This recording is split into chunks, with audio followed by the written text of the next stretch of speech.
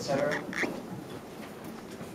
Well, Paul, you want to start? No, no, okay. we're inextricably bound together. Yeah. Yes, well, my major feeling is I've enjoyed this hugely. It has been a great experience, actually, to be in a group of people who were on your side,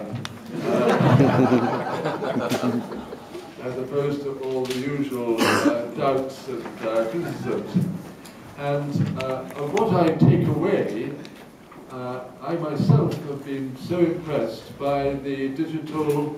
I'm not a geek at all at these things, and I was quite convinced that for the rest of my life, how long would go on for, the printed page would be all that I ever needed. But I've been persuaded that there is another way, and this other way could, I believe, make so much of that big trouble for extensive reading, remove the trouble of logistics. Logistics has been such a major headache, and I think that the electronic devices for the supply of books, the supply of questions, the supply of lists, the supply of checking on students, this seems to me to be magic and could make the whole difference. Magic carpet. Okay, I want to talk about the 4 R's instead of the 3 R's. So we're back to basics. The first R is reward. One of the things which has really heartened me at this conference is the award of the John Milne Award to David Hill. So this is going to be sickening, David, sorry. But I think that an entirely the most appropriate person to receive this award has received the award. Okay, and so for me that's a great pleasure, because for many years David was almost like a voice in the wilderness, and then the wilderness is no longer a wilderness at all, and I think that this recognition is richly deserved. The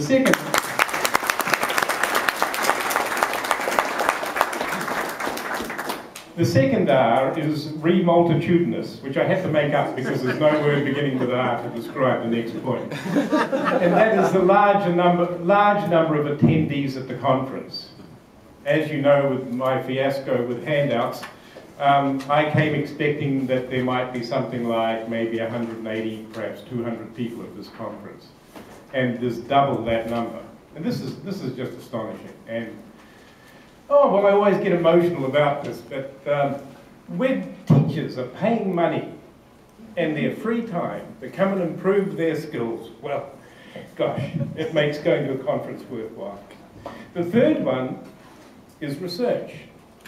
And an R, which I'm not going to mention, is religion, because in many ways, extensive reading has also been like a kind of religion. You know, methods in language teaching become religions to some people. And that is, this is the way to do it. Here is, I can see the light, and let's follow the light, and so on. And my fear was that maybe this conference will be, you know, the converted preaching to the converted, and how great it is.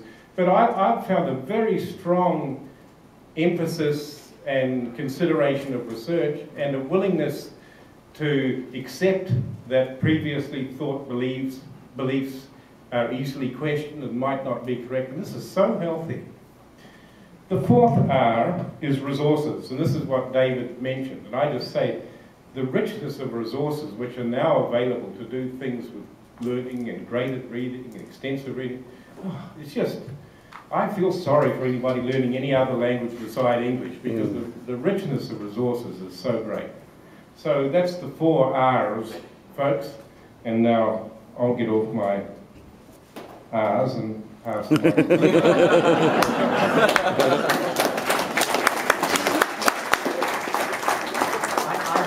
I have 2 observations. So the first observation, and it is, to me, is just, it's remarkable, and that is that a lot of us have been focusing on the aspect of fluency.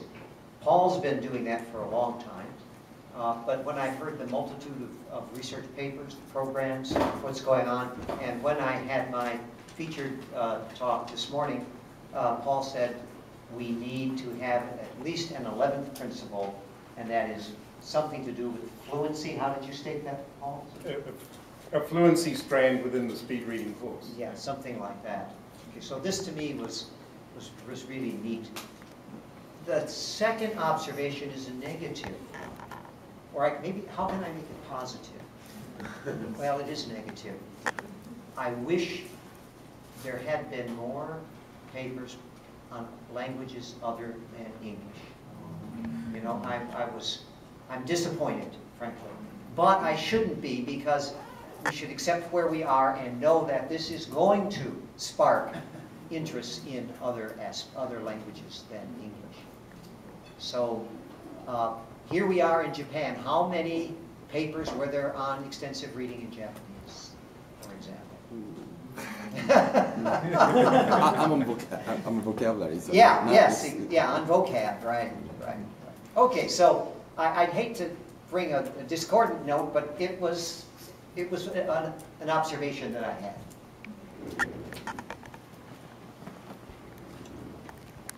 What I could observe throughout the conference, the people's pride and witnessing the very start of Extensive Reading Foundation and its first World Congress.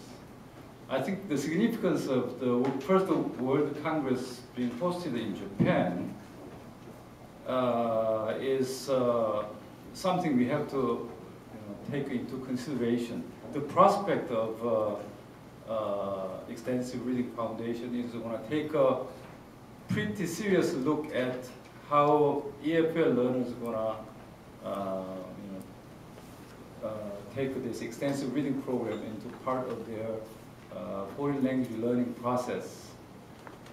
I've attended in many TESOL Inc. conferences. That's always something missing, some piece I really wanted to fill in.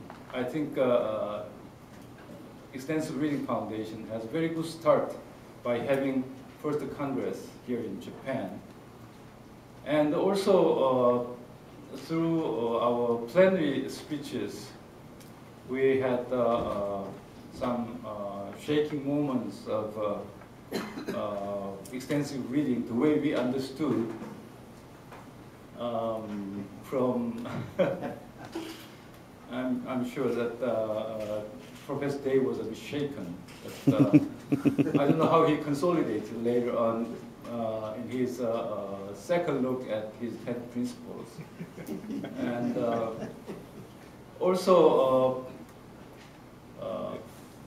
the Professor Grabe casted some serious challenge for us to carry on further in our researches and in our teaching and the implementation of extensive reading programs. And also coming from Korea, I really thought extensive reading was some patches of people doing here and there when they have a little extra stamina and time, because this requires such a multiple player roles, sometimes being librarian, sometimes being English teacher, and sometimes being selecting books and bring them over. They have strong arms and everything. And I noticed, as other professors mentioned, there are a group of people have really common goals, and with strands of ideas and opinions we can all share. We are not alone. We are all together here for the improvement of extensive reading. I really look forward to this with you all. Thank you.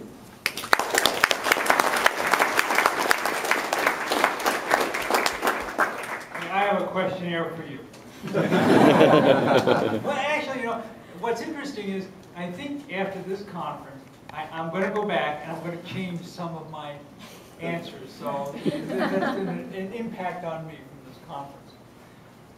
I am overwhelmed. I'm exhausted. I am overwhelmed from the variety of ideas and work that people are doing, the range of resources that have been made available in Japan, the idea that people in the mainstream have been persuaded to start adopting extensive reading here in Japan. And really, this has to be documented strategically, how this happens. Even if it happens one program at a time, one administrator at a time. So that's how most innovations really happen.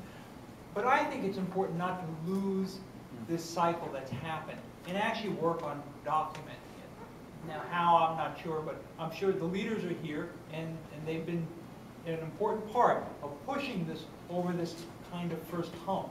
And it shouldn't, the documentation of how this happened and strategically how to tell other people how this can work is really important, and I hope it doesn't get lost. You know, sometimes when you go to thematic conferences like this, speaking for me, strategically, you tend to gravitate to sort of the bigger name people, get to hear them a couple times.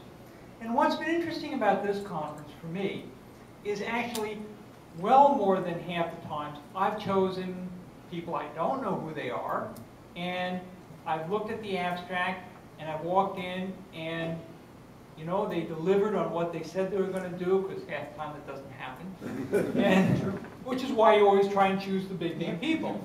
And so it's really impressive. I mean, the work that's going on is not just a few people, but there's a lot of people contributing, and it really has this really impressive cumulative effect. You know, I think I'm not the only one who's been going from 9:30 to however late in the day with basically no stop. I go buy a donut from the Family Mart and come back and jump into the next class.